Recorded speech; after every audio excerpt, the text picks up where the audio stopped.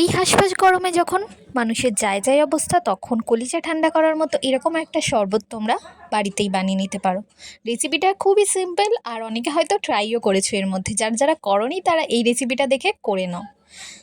তো প্রথমে আমি দুটো আম নিয়ে নিয়েছি, আমটাকে ভালো করে পুড়িয়ে নিচ্ছি যাতে একদম ভিতরটাও নরম হয়ে যায়।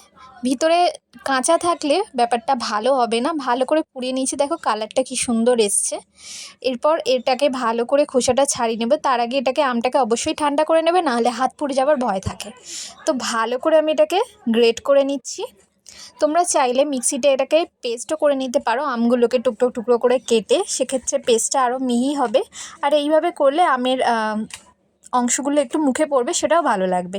এরপর আমরা ঠান্ডা জল দিয়ে আরও একটা পাল্প মোটা করে তৈরি করে নিচ্ছি আমের।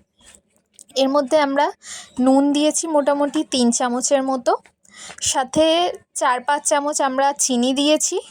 এরপর আমরা জলজিরা দিচ্ছি। এখানে 1 প্যাকেট দেখানো হয়েছে, মোটামুটি 3 প্যাকেট জলজিরা আমাদের লেগে গেছে। তো জলজিরাটা দেওয়ার পর ভালো করে এটাকে মিক্স করে নিচ্ছি। পরে চিনিটা অ্যাড করেছি, তোমরা দেখতে পাবে। চ্যানেলে শর্টসও পেয়ে যাবে ডিটেলস ভিডিওর জন্য। এই ভিডিওটা তোমাদের সাথে শেয়ার করলাম। আর এই গরমে কোথায় কত ডিগ্রি টেম্পারেচার সেটা আমাকে একটু কমেন্ট করে জানাও দেখি তোমরা।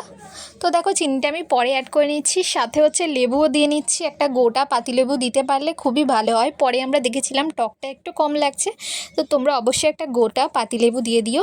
আর এটা দিয়ে মোটামুটি আমাদের 6-7 গ্লাসের মতো জল হয়ে গেছিলো। তোমরা চাইলে আরও বেশি আম দিয়ে আরও বেশি শরবত করার জন্য আম বেশি করে দিতে পারো।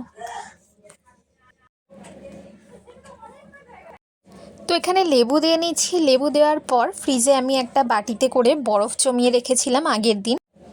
তো সেই বরফটাকেই হামানদিস্তার সাহায্যে ভালো করে ভেঙে নিচ্ছি। মেঝের অবস্থা খুবই খারাপ, তোমরা মেঝের দিকে তাকিও না, খালি ভিডিওটায় কনসেন্ট্রেট করো।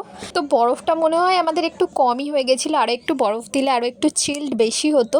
তো বরফের টুকরোগুলো আমরা মিক্সটাতে দিয়ে দিয়েছি, মিক্সারটাতে। এখানে আমরা ফ্লেভারের জন্য, স্বাদের জন্য জলজিরা ব্যবহার করেছি। তোমরা চাইলে মশলাটা বাড়িতেও বানিয়ে নিতে পারো। মশলাটা বানানোর জন্য তোমাদের নিতে হবে 1 চা চামচ জিরে, 1 চা চামচ ধনে, 1 চা চামচ গোলমরিচ। এরপর এই তিনটেকে ভালো করে ড্রাই রোস্ট করে নেবে। তারপর সেটাকে মিক্সিতে বা যে কোনোভাবে হোক গুঁড়ো করে নেবে। তারপর সেই মশলাটা তোমরা এই মিশ্রণটাতে দিয়ে দিতে পারো। আর না হলে শর্টকাট তো জলজিরা আছেই, এই সমস্ত কিছু উপকরণ এর মধ্যে থাকে। সাথে তোমরা অবশ্যই পুদিনা পাতা অ্যাড করতে পারো, ফ্লেভারটা আরও সুন্দর হবে। তো আমি এখানে দেখো গ্লাসের মধ্যে বরফের টুকরো দিয়ে পাল্পটা দিয়ে নিয়েছি, তারপর ঠান্ডা জল ওর মধ্যে অ্যাড করছি। তো সমস্তটা মিলিয়ে একদম দারুণ ছিল। কেউ বাড়িতে এলেও এই শরবতটা তোমরা দিয়ে আপ্যায়ন করতে পারো, বা নিজেরা এই গরমের দুপুরে বাড়িতে বসে খেয়ে দিয়ে একদম রিল্যাক্সড ফিল করতে পারো। শরবতটা খাওয়ার পর কিন্তু একটা আলাদাই রিফ্রেশমেন্ট লাগবে। আমরা যখন আগে ট্রেনে যাতায়াত করতাম এই গরমের সময়, তো এই শরবতটা খুব বিক্রি হতো, খুব খেতাম আর ভীষণ ভালো লাগতো। তো খুব ইচ্ছে ছিল বাড়িতে ট্রাই করার, তো করলাম, দারুণ লাগলো। তো তোমাদের কেমন লাগলো অবশ্যই জানিও। যদি ভালো লাগে একটা লাইক, কমেন্ট, শেয়ার আর সাবস্ক্রাইব করতে ভুলো না বন্ধুরা। টাটা।